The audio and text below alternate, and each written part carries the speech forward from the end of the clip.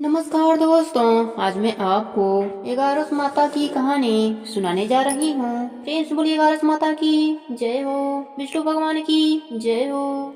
एक समय की बात है, एक नगर में एक राजा राज्य करता था। वह बहुत ही धार्मिक प्रवृत्ति का था। उस राजा को समय आने पर दो कन्याओं का जन्म हुआ। राजा की छोटी बेटी भी अपने पिता की तरह ही धार्मिक थी। वह नियम धर्म से रहती थी। साथ ही वह बचपन से ही ग्यारस का व्रत भी करने लगी। ग्यारस माता की कृपा से राजा की छोटी बेटी लोकप्रिय हो गई। उसकी हर तरफ प्रशंसा होती रहती थी। यह सब देखकर राजा की बड़ी बेटी को बड़ा ही ईर्ष्या होता। वह अपने बहन से जलती रहती। एक बार की बात है, पड़ोसी राजा का बेटा बड़ी बेटी को देखने आया, लेकिन उसे बड़ी बेटी की जगह छोटी बेटी पसंद आ गई। अब तो बड़ी बहन अपने छोटी बहन से और भी अधिक जलने लगी। वह अपने छोटी बहन को मारने के नए नए तरीके अपनाती है। एक बार भोजन में जहर मिलाकर उसे खिलाने की कोशिश करती है। एक बार मटके में जहरीला सांप रखकर छोटी बहन के कमरे में रख देती है। एक बार छोटी बेटी को पनघट पर पानी भरने के लिए ले जाती है और धोखे से नदी में धक्का दे देती है। हर बार ग्यारस माता उसे बचा लेती हैं, क्योंकि वह ग्यारस माता का व्रत किया करती थी। बड़ी बहन बहुत परेशान हो गई कि यह तो किसी भी तरह नहीं मरती। एक दिन बड़ी बहन छोटी बहन से बोली, मेरी प्यारी बहन, भगवान ने हम सबकी मृत्यु किसी न किसी तरह लिखी है।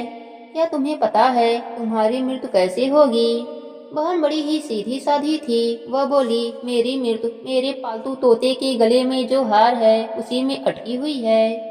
यदि कोई मेरे तोते को मारकर वह हार पहन ले तो मैं मूर्छित हो जाऊंगी, और फिर उस हार को उतारकर कोई रख दे तो मैं जीवित हो जाऊंगी। उस रात छोटी बहन अपने पिता के पास गई और बोली, पिताजी, मुझे शक है।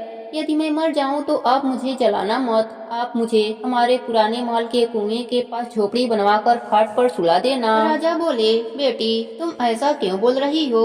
3 दिन बाद तो तुम्हारी शादी है। तब छोटी बेटी बोली, पिताजी, समय का कोई भरोसा नहीं। इस तरह शादी वाले दिन भी आ गए। उसी दिन बड़ी बहन छोटी बहन के पालतू तोते को ढूंढती है, पर वह उसे कहीं नहीं मिलता। तभी दरवाजे पर बारात आ जाती है। वरमाला का कार्यक्रम संपन्न हो जाता है। फेरों की रस्म शुरू हो जाती है।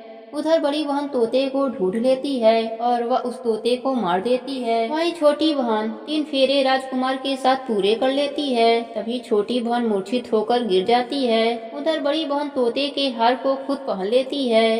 इधर सभी घबरा जाते हैं। सभी बारातियों में हलचल मच जाती है कि राजकुमारी को क्या हुआ। सभी डर जाते हैं।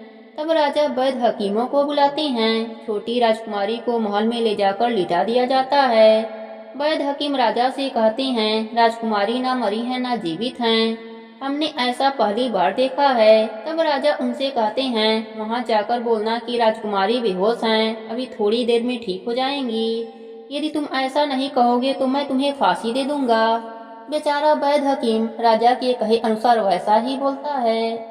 तभी बड़ी बेटी आती है और कहती है, पिताजी, मुझे छोटी बहन के मरने का बहुत दुख है। उससे ज्यादा दुख मुझे आपके इज्जत का है, जो कि खराब हो जाएगा। आप ऐसा करो कि मेरी शादी राजकुमार के साथ करा दो, तब सब ठीक हो जाएगा, आपका इज्जत भी रह जाएगा। तब राजा को यह बात ठीक लगी और राजा ने छोटी बेटी के कपड़े पहनाकर फेरों में बैठा दिया। और राजकुमार ने मना कर दिया, कहा, यह मेरी पत्नी नहीं है। मेरी पत्नी जब बोलती है उसके मुख से फूल झड़ते हैं। लेकिन सबने समझा बुझाकर उससे 4 फेरे लगवा दिए। बड़ी राजकुमारी ससुराल आई तो राजकुमार ना तो उनसे बात करते थे, ना उनके हाथ से पानी पीते थे, ना ही उनके हाथ का बनाया हुआ खाना खाते थे। राजकुमार ने मन ही मन सोचा, मैं पता लगाकर रहूंगा कि मेरी पत्नी के साथ क्या हुआ। एक दिन राजकुमार दुखी होकर घोड़े पर बैठकर जा रहे थे कि घोड़ा वहीं जाकर रुका जहां राजकुमारी की अधमरी लाश रखी गई थी। राजकुमार ने मन ही मन सोचा कि घोड़ा यहाँ किस कारण से रुका है। राजकुमार घोड़े से उतरकर पुराने महल में गए। वहाँ एक चौकीदार था। राजकुमार ने चौकीदार से पूछा, यह महल किसका है? तब चौकीदार ने बताया कि यह महल आपके ससुर जी का है। वहाँ खाट पर कौन सो रहा है? राजकुमार ने चौकीदार से पूछा। तब चौकीदार कहने लगा कि यह राजा की छोटी बेटी हैं, जो शादी वाले दिन अधमरी हो गई थी। तब राजकुमार ने कहा, यह तो मेरी पत्नी है, इसके साथ मेरे फेरे हुए थे। राजकुमार ने चौकीदार से कहा, तुम किसी से कुछ मत कहना कि मैं यहाँ हूँ, तुम्हें मुंह मांगे रकम दूंगा। चौकीदार ने हाँ कह दिया। राजकुमार खाट के पास गया और बचे हुए फेरे खाट के साथ ले लिया। राजकुमार उस दिन वहीं पर रहा। छोटी रानी रात को खड़ी हो गई। उन्होंने अपने पास अपने पति को देखा तो वह बहुत रोई। राजकुमार ने पूछा, बड़ी अजीब बात है, तुम शादी वाले दिन मूर्छित क्यों हो गई थी? तुम्हारे पिताजी ने मेरी शादी तुम्हारी बड़ी बहन से करवा दिया और मैंने उसे स्वीकार ही नहीं किया है। तुम मुझे पूरी बात बताओ, तुम दिन भर मूर्छित क्यों रहती हो? इस टाइम उठ कैसे गई? इसका भी राज बताओ। तब राजकुमारी ने अपने पति को तोते और हार वाली सारी बात बताई और यह भी बताया कि यह बात मैंने अपने बड़ी बहन को बताया था। एक दिन उसने मुझसे मेरे मृत्यु का उपाय पूछा, तब मैंने उसे पूरी बात बताई थी। मेरी बड़ी बहन मुझसे बहुत ईर्ष्या करती है। उसने कई बार मुझे मारने की कोशिश की और 11 माता ने मुझे हर बार बचा लिया। यह सब मेरी बड़ी बहन ने किया है। तोते के गले में जो हार था वह मेरी बहन दिन में पहन लेती है और रात को उतार देती है। इसलिए मैं दिन में मूर्छित रहती हूँ और रात को जीवित हो जाती हूँ। यदि वह हार मुझे वापस मिल जाए तो मैं हमेशा के लिए जीवित हो जाऊंगी। इतना सुनकर सुबह होते ही गुस्से से राजकुमार अपने महल गया और बड़ी बहन के गले से हार निकाल कर लाया और अपने पत्नी को पहना दिया। उसकी पत्नी जीवित हो गई। फिर उसे लेकर महल गया और उसकी बड़ी बहन को महल से निकल जाने के लिए कहने लगा। बड़ी बहन रोने लगी और रोते रोते बोली, हे छोटी बहन, तुम्हें क्यों हर खुशी भगवान दे देते हैं और मुझे क्यों दुख देते हैं? इसका रहस्य बताओ। तब छोटी बेटी बोली, तुम्हारे मन में लालच रहता है, इस कारण तुम्हें दुख मिलता है और मैं सबका कल्याण चाहती हूँ। साथ ही 11 माता का व्रत भी करती हूँ, इसलिए काल भी मेरा कुछ नहीं बिगाड़ सकता। यह सब 11 माता की महिमा है। जो मेरे साथ तुमने कई अनहोनी किया पर हुआ नहीं। हर बार 11 माता ने मेरी रक्षा करी। अब बड़ी बहन की आंखें खुल गई। वह बोली, हे बहन, मुझे क्षमा कर दो, मैं कहाँ जाऊंगी? तुम मेरे लिए एक महल दे दो, मैं उसी में रह लूंगी। छोटी बहन को अपने बड़ी बहन पर दया आ गई और राजकुमार से कहकर अपने बड़ी बहन के लिए एक छोटा सा महल दिलवा दिया। बड़ी बहन उसी में रहने लगी। अब वह नेम धर्म से दिन बिताती थी, साथ ही 11 का व्रत भी करने लगी। इधर छोटी बहन पति के साथ राज सुख भोगने लगी। साथ ही दोनों जन 11 का व्रत भी करने लगे। 11 माता की कृपा से छोटी रानी को एक सुंदर सा पुत्र उत्पन्न हुआ और महल में रिद्धि सिद्धि का वास हो गया। हे 11 माता, जैसे आपने छोटी राजकुमारी पर अपनी कृपा करी, वैसे ही अपने सभी भक्तों पर अपनी कृपा बनाए रखना। प्रेम से बोलिए 11 माता की जय हो, विष्णु भगवान की जय हो। दूसरी कथा के अनुसार एक नगर में एक सेठ रहता था। वह अपने शादी के बाद नए वस्त्र पहनकर अपने पत्नी को लाने पहली बार ससुराल जा रहा था। रास्ते में उसने एक गाय को तालाब की ओर जाते देखा। वह गाय पानी पीने के लिए तालाब में उतर तो गई, लेकिन कीचड़ होने की वजह से वह तालाब से बाहर नहीं निकल पा रही थी। गाय ने उस आदमी को वहां से गुजरते देखा तो उसने उससे मदद के लिए कहा, लेकिन सेठ ने कहा कि मैं नया वस्त्र पहना हूँ और मैं अपने ससुराल जा रहा हूँ। अगर मैं तुम्हारी मदद करूँगा तो मेरे कपड़े गंदे हो जाएंगे। गाय माता उदास हो गईं और वह कीचड़ में धंसती जा रही थीं। गाय ने उस सेठ को श्राप दे दिया कि अब से 8 पहर बाद तू गधा बन जाएगा। अब वह सेठ डर गया और गाय माता से अपने भूल के लिए क्षमा मांगने लगा, लेकिन तब तक गाय माता पूरी तरह पानी में डूब चुकी थीं। वह सेठ पछताता हुआ उदास मन से अपने ससुराल पहुंचा। जाते ही उसने अपनी पत्नी को ले जाने की रट लगा दी। सभी ने उसे बहुत आग्रह किया कि अभी तो तुम आए हो, कम से कम एक रात यहाँ रुक जाओ, लेकिन वह रुकने के लिए तैयार न था। तब उसकी पत्नी ने कहा कि जब सब लोग इतना कह रहे हैं तो आप एक दिन के लिए क्यों नहीं रुक जाते। तब उसने अपने पत्नी को गाय के श्राप वाली बात बताई। उसकी पत्नी उसी वक्त अपने मायके से विदा लेकर पति के साथ चल पड़ी। 8 पहर बाद वह आदमी गधा बन गया और पूरा दिन घर में पड़ा रहता।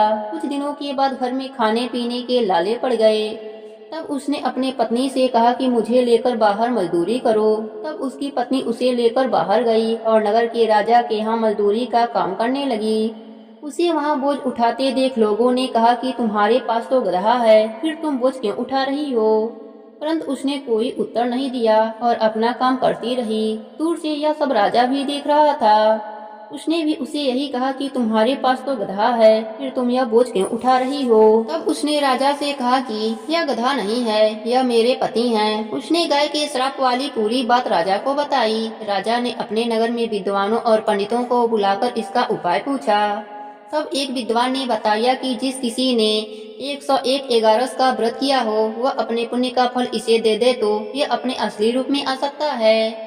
यहाँ हम आपको एगारस का अर्थ स्पष्ट कर देते हैं। 11 एकादशी व्रत रखने पर एक एगारस पूरा होता है और 22 एकादशी का व्रत रखने पर 2 एगारस पूरा होता है। ऐसे ही जिसने 101 बार 11-11 एकादशी के व्रत किए हों, उसके पुण्य के फल से वह आदमी अपने असली रूप में आ जाएगा। राजा ने अपने पूरे नगर में घोषणा करा दी, लेकिन किसी ने भी पूरे 111 का व्रत नहीं किए थे। कई दिन बाद उन्हें एक बुढ़िया मिली जिसने 101 एगारस पूरा कर लिए थे। राजा ने उस बुढ़िया को उसका फल देने को कहा, लेकिन वह बुढ़िया 100 एगारस का फल देने को तैयार हुई, क्योंकि एक एगारस का फल वह खुद अपने लिए रखना चाहती थी, जिससे कि उसे मोक्ष की प्राप्ति हो और वैकुंठ धाम में वास मिले। इतना कहकर उसने अपने 100 एगारस एकादशी का फल उस सेठ को दे दिया। तब वह गधा से मनुष्य रूप में आ गया, लेकिन एक एगारस कम होने की वजह से गधे की पूंछ उसके शरीर से नहीं गई। एकादशी व्रत की यह महिमा देखकर उन पति पत्नी ने एगारस व्रत करने का निर्णय लिया। वह पति पत्नी दोनों एगारस का व्रत करने लगे। एक एगारस पूरा होते ही सेठ की पूंछ गायब हो गई और एगारस माता की कृपा से सेठ का घर अन्य धन से भर गया। हे एगारस माता, जैसे आपने सेठ पर अपनी कृपा करी, वैसे ही अपने सभी भक्तों पर अपनी कृपा बनाए रखना। कहानी अधूरी हो तो पूरी करना, पूरी हो तो मान रखना। प्रेम से बोलिए एगारस माता की जय हो, विष्णु भगवान की जय हो। एक नगर में एक वैश्य रहता था। वह अत्यंत ही पाप कर्म में लिप्त रहता था। वह पैसों के लिए जानवरों का बलि इत्यादि का कार्य भी किया करता था। एक बार वह नदी किनारे जानवरों के तलाश में गया। वहाँ पर बड़े बड़े ऋषिगण नदी स्नान करने आए थे। उनके दर्शन मात्र से उस पापी वैश्य का पाप कुछ हल्का हुआ। उसके हृदय में ज्ञान का संचार हुआ। वह महर्षि के पास जाकर उन्हें प्रणाम करके उनसे कहा, प्रभु, मैं महाअधर्मी और महापापी हूँ। अपने किए गए कर्मों का फल भोग रहा हूँ। प्रभु, मुझे कोई ऐसी युक्ति बतलाइए कि मैं बिना धन के पाप से मुक्त हो जाऊं। उस पापी वैश्य के ऐसे वचन को सुनकर मुनि के हृदय में दया आ गई। उन्होंने कहा, वैश्य, सावधान होकर मेरी बातों को सुनो। हर मास में एगारस पड़ता है। एगारस के एक दिन पहले शाम को शुद्ध मन से संकल्प करो कि अपने पापों के मुक्ति के लिए मैं एगारस का व्रत करूंगा। इस प्रकार संकल्प कर एगारस के प्रातः काल शौच इत्यादि से निवृत्त होकर स्नान कर भगवान का पूजन एवं ध्यान करो। दिन भर और रात भर भोजन पान का त्याग करके केवल भगवत भजन करो। द्वादशी को व्रत का पारण कर किसी ब्राह्मण को कुछ दे दो, तुम्हारा पाप अवश्य ही नष्ट हो जाएगा। वह वैश्य मुनि के वचनों को सुनकर अपने घर आया और नियम अनुसार वह एगारस का व्रत करने लगा। एगारस व्रत के प्रभाव से उसके समस्त पाप नष्ट हो गए और वह परम पद को प्राप्त हुआ। एगारस के समान सरल एवं फल देने वाला और कोई दूसरा व्रत नहीं है। प्रेम से बोलिए एगारस माता की जय हो, विष्णु भगवान की जय हो।